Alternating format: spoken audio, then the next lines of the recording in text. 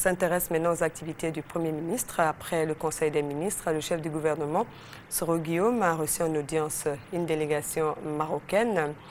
Cette audience entre dans le cadre de la coopération entre Abidjan et Rabat, compte rendu à Ouattouré. Le groupe marocain CIMAT va démarrer dans les jours à venir les travaux de construction d'une cimenterie en Côte d'Ivoire. Le président directeur général du groupe, accompagné de l'ambassadeur du Maroc en Côte d'Ivoire, est venu faire le point de cet important investissement avec le Premier ministre Guillaume Soro. Le projet de cimenterie a une capacité de 500 000 tonnes par an, qui utilisera environ un peu plus de 1200-1500 personnes pendant 18 mois, la période de la construction de l'usine. Et une fois que l'usine est installée et aurait démarré, il y aura 250 personnes en direct dans l'usine. Ce que je veux dire, 250 en direct et plus de 1000 personnes en indirect. Donc cet investissement,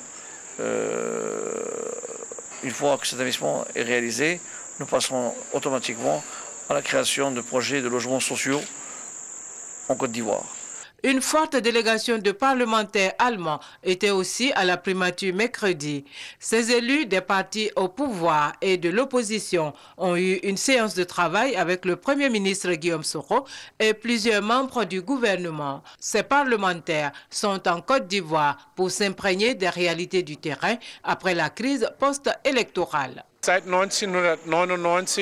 Nous avons voulu nous informer sur place après les élections démocratiques et le changement de gouvernement que vous avez eu dans votre pays pour voir l'évolution que prend le pays sur place.